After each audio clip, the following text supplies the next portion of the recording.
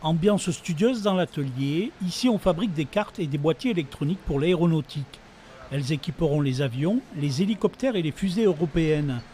Emmeline vient d'intégrer l'équipe, cette ancienne coiffeuse a découvert ici un nouveau métier où il faut être minutieux.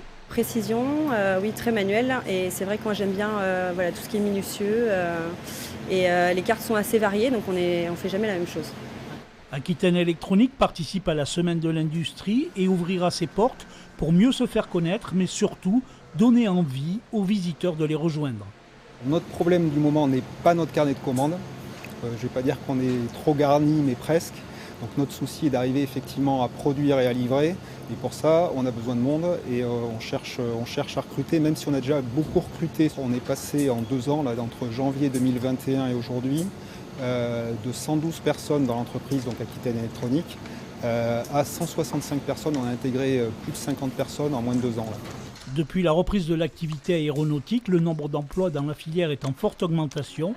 Tous les niveaux de compétences sont recherchés, de l'opérateur à l'ingénieur. Ce n'est pas toujours facile de pouvoir rentrer dans une usine, ouvrir la porte, matérialiser les produits. Ça permet de comprendre exactement ce que veut dire la désignation de ce métier. Et ça permet aussi de voir si on peut trouver dans cette activité-là une source d'épanouissement à la fois individuelle et collective.